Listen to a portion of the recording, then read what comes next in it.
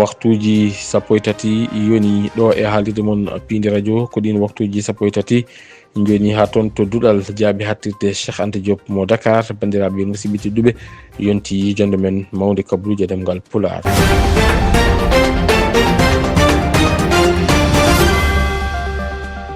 ene jeeya e gardidi kabaruji meɗen toon to duɗal jaabi hattirde Cheikh Anta Diop mo Dakar ñalawma hanki o ko jeeyi woni ko fini toon ɗum ko caggal nde on ɗon étudiant jangganoɗo toon to duɗal jaabi hattirde Cheikh Anta Diop mo Dakar licence 3 département arabe yani e nden ɗon huɓere nde pavillon A. on ɗon étudiant o watindi ko hawrude e ladial Ahmed Ndoye chroniqueur mo Sen TV ko kam watindi waɗe déplacé en garde à vue ɗum ko caggal on ɗon convocation mo notoyno ñalawma hanki o toon to brigade de recherche mo Faidherbe.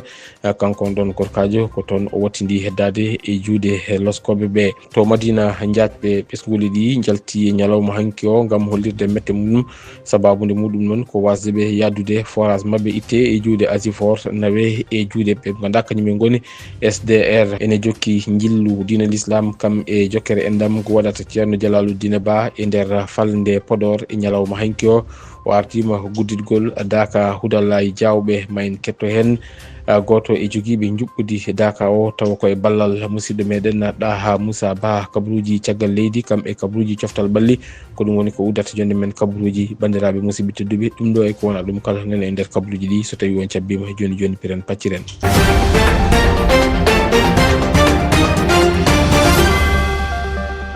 jam ñalle moon bandiraɓe musidɓe tedduɓe hettiɓe heeɗiɓe hettiyankoɓe haalirde Pindi radio sawtu ngol faɗoyan Mariste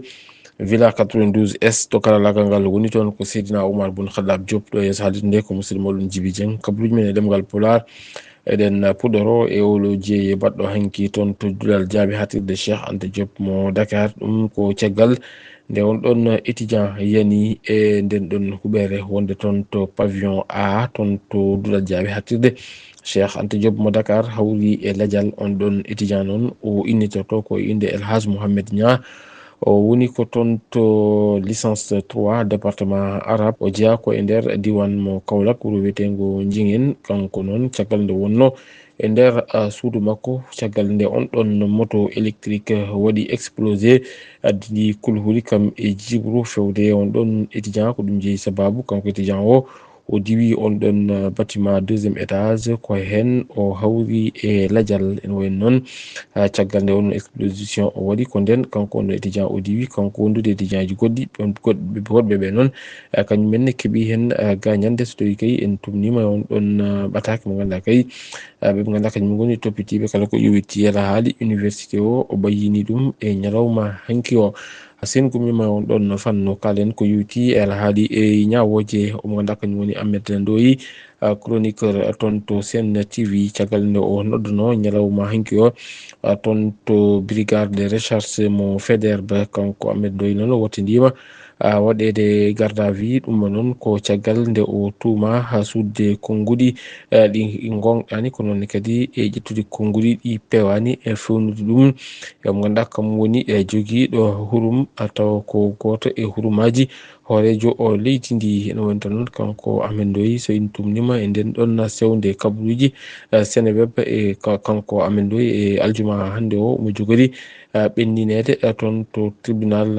de grande instance hors classe mo Dakar. e wonta noon kamɓe noon ɓe kolliti wonande kay kanko mo ganduɗa kam woni Ahmed Ndoye o jaaɓi walla ni o gonɗi ɗin ɗon konngol ɗi ganduɗa kay ɗi wiyama kanko suuti e ɗin ɗon ɓoggi karale kesi on ɗon vidéo mo ganduɗa kay ene tournono ɗo wiyata ene wayno noon kanko noon o holliti wonande kay ko kanko haali ɗum ɗon kono noon fandare makko wonano ƴettade walla ni yennude omo ganduɗa kam woni hoorejo jagorɗo o holliti o haaldanno ko omo ganduɗa kam woni ko gardiɗo lande e ko Pastef e wiide mabɓe noon kanko Ahmed Ndoye e wiide makko o joganoki anniya yennude omo ganduɗa kam woni gardiɗo hoorejo jagorɗo o. kanko anniya makko tan wonno ko haaldude omo ganduɗa kam woni gardiɗo kan ɗon lande ko ganduɗa kay kañum woni lande Pastef. ne wayno tan noon kanko Ahmed Ndoye ngal ɗon makko kuccam hakkude makko e leskoɓe ɓe dumima ko ina tolni e waktu so tawi kay en tumnima nden ɗon sewde kabaruji wiyetede Seneweb ɓe kolliti kanko amen nde oɗo saaha joni o rewra ko wiyete ko division des fausses nouvelles ko noon kadi suutude konngudi e fannuɗum e jogiiɗo hurum mo ganduɗa kay ko ene jeeya e hurumaji ɗi hoorejo o leydi ndi resdi ɗum ko hikka waɗi duuɓi joyi ko ina mawnine ɗo ete nder leydi Sénégal nguura local taw noon titonde hitande hikka nde ko commerce local facteur de développement de la chaîne de valeur régional compétitif dans l'UEMOA taw noon ɗum ɗon ari tan ko tawtude nden ɗon eɓɓore taw noon o rondoto gueɗe ɗe koko yuti e ngam ɓamtude kam e ƴellidde on ɗon fannu Cimtol Elhadj Abbas jagorɗo kalfinaɗo industrie et commerce du Sénégal docteur Serigne Gueye Diop rendini e nden jonde haralleɓe national kame international ngam wosnodirde men miijoji ko fati e commerce local walla mbiyam made in Sénégal. On projet woni fandare mum ko rentinde golle payɗi e petites et moyennes entreprises, petites et moyennes industrie kam e coopérative agricole e bahlitgol ko wiyete agroalimentaire. Ina e pandale ɗe wallidde cukagu ngu beela ina keɓa des entreprises te taw teddedi wodanta ngal baɗal noon tuni ke agenda Sénégal 2050. Docteur Mamadou Coulibaly holliti weltade e jaɓɓade on projet. Yidde mabɓe on alhaali ko dolnude marché international rekude dole ressources aji men kam e wadde moderniser nos chaînes de valeur agricole. sen gumima on ɗon fannu ngalen e ko yowiti alhaali laamu leydi Sénégal jogiiɓe anniya ustude ɗum koko yowiti e kuɓɓam ɗam ndelam ɗam hani e gaz o en wonta noon caggal nde hoorejo jagorɗo o habri ɗum wonde ɗum maɗum laato e nder leydi ndi oɗo saaha teskama wonande kay ene jogori ustade ko ina tolni e 8 ha fayi 15% ene woni tan noon ɗum noon so tawi ɗum laatima ma ɗum wonan gartam wonande kay ɓe ganduɗa kañumen goni baban galleji kam e yuman galleji hani e ɓe ganduɗa kañumen goni hutortoɓe ɗam ɗon ndelam kuɓɓam ɗum waɗi tan ko caggal nde gunɗon goomu ganduɗa kay ko nelaɓe FMI woni Fonds monétaire international tawateɗo e lamorgo ngo Dakar gam yewtidde e ardiɓe leydi Sénégal ɗum ko yowiti alhaali ko wiyetene ko nden ɗon ñamande e suuɗan nde ganduɗa kay ko haala mum woni ko haalatno eɗe balɗe jawtude ɗo ete e nder leydi Sénégal hollitama noon wonde kay so tawi ɗum ɗon laatima maɗum wonan gartam mawɗam wonande kay ɓesguli ɗi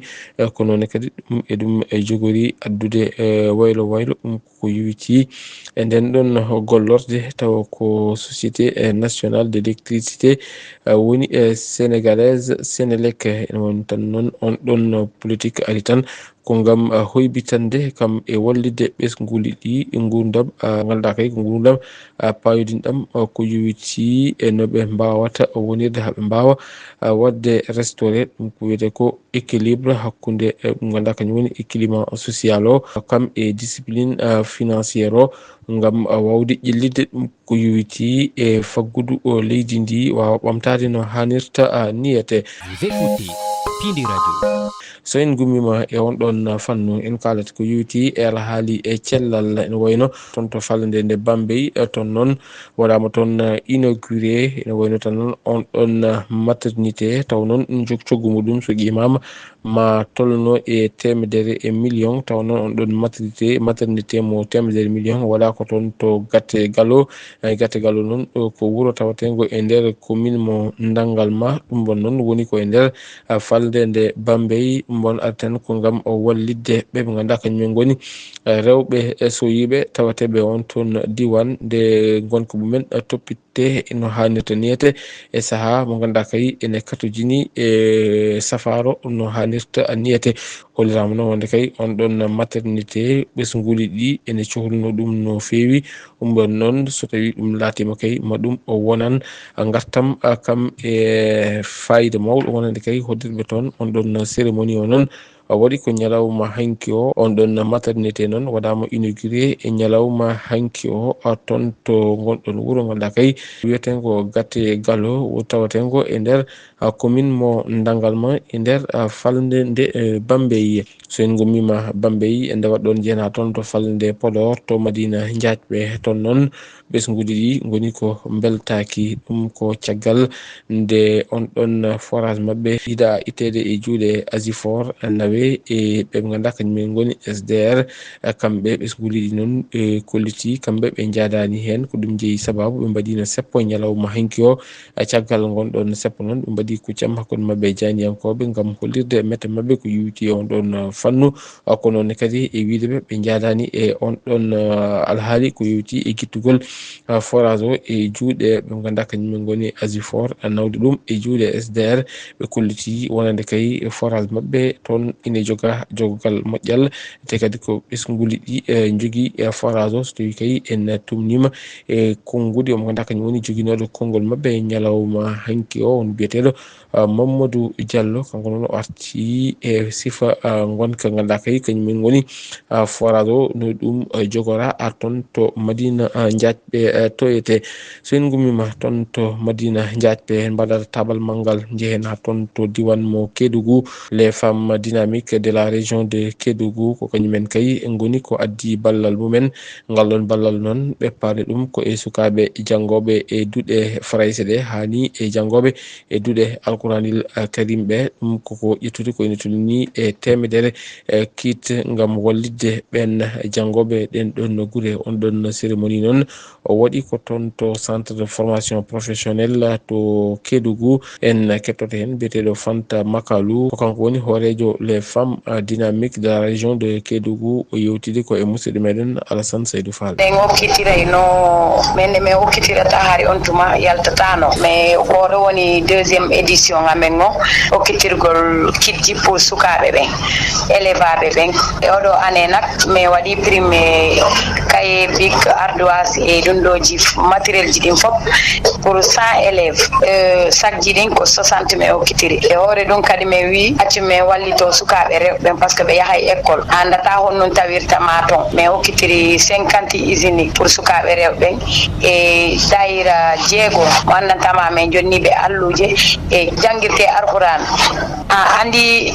a wawata wiide oɗo ko jelu mais minen min codisa e entre amen ko min wawi heɓude ko ɗum min yahata e autorité ji ɗin walla min yaha e ONG ji ɗin walla min yaha e jama population par ce que ko kamɓe towni men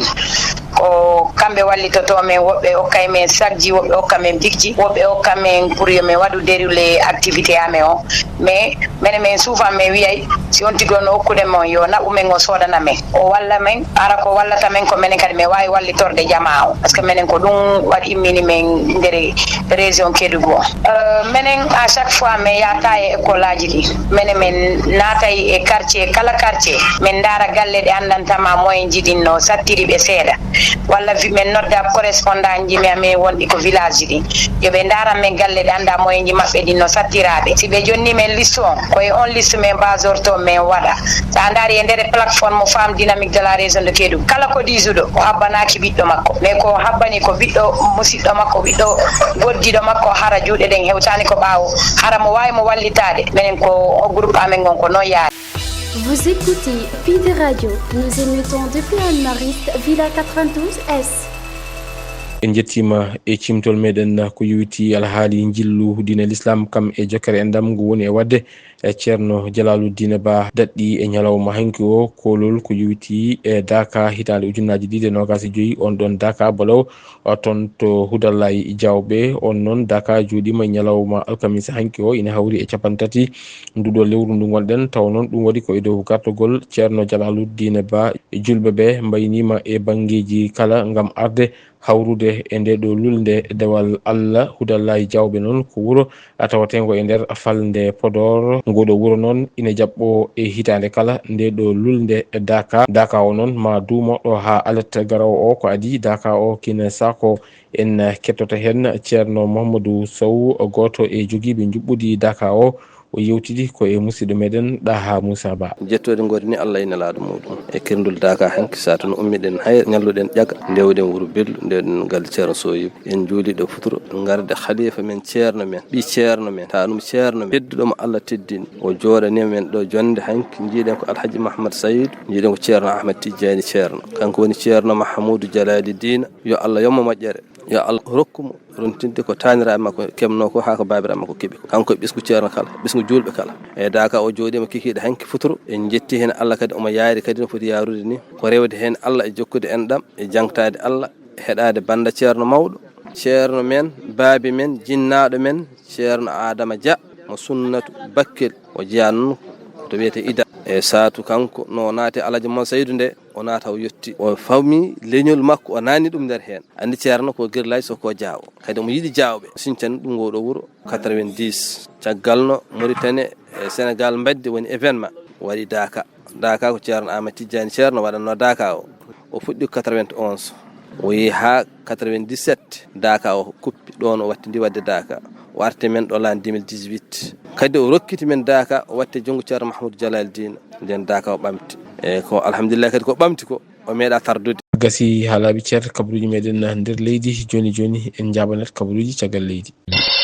Pindi Radio, la page internationale. Kabaruji caggal leydi e Pindi Radio. kabaruji caggal leydi pudortoɗen ko ton to leydi Mali noon caggal nde dawlaji dontuɗi Amérique wonno erango e ɓesgule mumen tawatedi ton to leydi Mali nde mbaɗat feere gummo ton to leydi Mali ñande talata ndeyete ene wayno tan noon ɓe ganduɗa kañumen goni Allemagne kam e Italie waɗi erango fewde ɓesgule mumen nde mbaɗata peeje mumen gam wawde yaltude ndin ɗon leydi ganduɗa kay kam woni leydi Mali ɗum noon ɓe kablu ɗum ko ñande alarba nde ɗum ko caggal teskede ɗum ɗon pelle ɗi ganduɗa kay ko jihadiyankoɓe tawateɓe ton to leydi Mali nena mbala ɓosel ton to leydi Mali e caggal de ɗin ɗon blocus uji mbala ko yowiti e ɗin ɗon convoi ji tawa kay ko ɗin camion ngaji citerne ƴettoji ndelam ko bom ene nawa ɗum ton to leydi Mali waɗa ton to leydi Mali teskama oɗo saaha joni ngakkere essence ine teska e ɗin ɗon leydi ganduɗa kay ko kam woni e leydi Mali ɗum jeeyi sababu noon ɗeɗo leyɗele e rima ɓesgol men yo mbat feere jalta leydi Mali e dutto e leyɗele mumen so en gummima ton to leydi Mali en mbaɗat tabal jeen ha ton to république centrafricaine ton noon udditi ton 5e procès ko yewti e ɗin ɗon violence uji bannoɗi e hitande ujunnaje ɗiɗi e sappo e nayyi ko kam udditi ton to cour pénal spécial mo ganduɗa kay darnama gunɗon ko mo ganduɗa kay darnama ko yewti e ñawde hono nden ɗon ñawore woni tan ɗum noon udditi ko ñalawma hanki o ngam haɓade kala ko yewti e ɓen waɗoɓe tawa ko wiyete ko l'impunité joom waɗa tawa haybata ala ko tawi ɗumen hen e woni tan on ɗon cour pénal spécial darde muɗum ko ngam ñawde ɓen ɓe ganduɗa kañumen goni e wonnoɓe ɗin wargoji ɗi ganduɗa kay mbaɗino e ko yawti ko ton to wuuro ganduɗa kay mum ton to république centrafricaine e nokku mo ganduɗa kay ko biyeteɗo Geng ɗo ganduɗa kay ko yimɓe jeegom e ganduɗa ko tumaɓe e ɗin ɗon wargoli kañumen kay goni ko jogori huccodirde e ñawoɓe ɓeete woni tan noon kamɓe noon ɓe ndewira ko crime contre l'humanité wondude e crime de guerre kam e ko ganduɗa kañumen goni gueɗe kantorinde ɗeɓe mbanno hitande ujunnaje ɗiɗi e sappo e nayyi ɗum noon wonno ko lewru février fayi e lewru mars e nden ɗon hitande ɗum wonno ɗon ko ton to Gadzi e to ganduɗa kañum woni localité goɗɗo biyeteɗo Guen e Jomo ton to banggue rewo hirnangue e leydi ndi on ɗon cour pénal spécial noon darnano ko gila e hitande ujunnaje ɗiɗi e sappo e joyyi ɗi ganduɗa kay ko kam woni république centrafrique ngulɗon goomu o dargago ene waɗi hen magistrat ji taw ko ɓiɓɓe leydi centrafrique hani e woɗɓe ganduɗa kay ko jaabe e leyɗele goɗɗe ɗum noon ko ngam wittude ko yewti e ɗin ɗon worgoji ganduɗa kay mbaɗino ton to république centrafricaine e hitande ujunnaje ɗiɗi e tati gasi haalaɓe ceer kabaruji meɗen caggal leydi joni palen koye kabaruji coftal ɓalli. La page sport sur Pindi Radio. Kabaruji coftal ɓalli e Pindi Radio. kabaruji coftal ɓalli eɗen puɗɗoro e jagorɗo leydi Sénégal kalfinade ko yuti e coftal ɓalli kanko noon ñalawma hanki o habri wonande kay on ɗon chronogramme ɗum koko yuti assemblée générale mo ganduɗa kay koko fewti e darnugol fédération sénégalaise de lutte ɗum won noon jogori wonde ko ñande 27 lewru décembre darotondu woni tan noon on ɗon ñalawma noon ine hawriti e ñalawma mo ganduɗa kay keppo guindijo mo leydi Sénégal ene foti ɗum zuude pottal mum ɗimmal ɗum koko yuwiti e coupe d'Afrique des nations jogorɗo wadde toon to leydi Maroc mo noon addi haalullaji yoga e dilloɓe alhaali coftal ɓalli ɗo ete leydi ndi woni kala nden namdo beele ƴewtama no feewi ko adi ko ene fixé on ɗon ñalawma saabu ɗum on ɗon ñalawma ene hawriti e ñalawma ganduɗa kay keppo guendijo mo leydi Sénégal ene jogori fottude pottital muɗum ɗimmal ɗum koko yuwiti e coupe d'Afrique des nations woɗɓe ɓe ganduɗa ko ñamin goni fettoɓe ɗum koko yuwiti e coupe du monde mo ganduɗa kay ko U17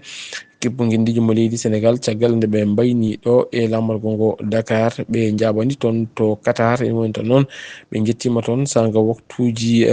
minuit jamma kamɓe sukaɓe beete caggal nde ɓe jetti noon ɓe puɗɗima keɓogal mabɓe ko yuwiti on ɗon coupe du monde taw noon ɗum waɗi ko toon to dewlaji e Qatar keppo guendijo mo leydi Sénégal o taw ine ɗoho ɗum omo ganduɗa kañum woni Pape Ibrahima Faye mo ganduɗa kay ɓe mbaɗi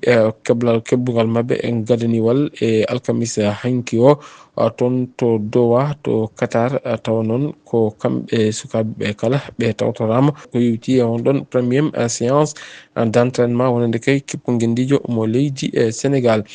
kalen eko yuwiti e toon to championnat ji toon to dewlaji Europe ñalawma janggo ma watta pottite toon to leydi France sanga 16h ma Paris Saint-Germain huccodir e Nice Monaco kam wonata hakkude mum e Paris FC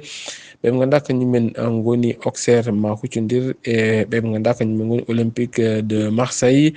toon to Allemagne toonne kadi ma wat pottite ene jeeya hen on ɗon derby de Bavarois hakkude Bayern Munich kam e Bayern Leverkusen ɗum noon wonata ko sanga 17h30 so yi ha 14h30 yoni ko addi on ɗon heure ene woni tan noon ma pottal wat hakkude Werder de Brême hakkude muɗum e Mainz RB Leipzig ma jabbo Stuttgart Saint-Pauli ma won hakkude muɗum e Borussia Mönchengladbach Union de Berlin huccodirta koye on ɗon keppo mo ganduɗa kay ko kam woni Fribourg toon to dewlaji Italie toonne kadi mabɓe pettu e ñalawma janggo o Indonésie ma jabɓo Atalanta de Bergame sanga 14h so 17h yoni Napoli ma won hakkude muɗum e Como mo Assane Diao 19h45 ma Cremonese huccodir e ɓe ganduɗa kañum goni Juventus mo Turin toon to Espagne toonne kadi maɓe pettu e ñalawma janggo Villarreal ma huccodir e ɓe ganduɗa kañum Real Vallecano Atlético de Madrid wonata hakkude mum e Séville ɓe ganduɗa kañum Real Sociedad ma won hakkude mum Atlético Bilbao ko noonne kadi ɓe ganduɗa kañum Real Madrid ma huccodir e on ɗon équipe mo ganduɗa kay ko kam woni Valence mo wonata noon ko sanga 20h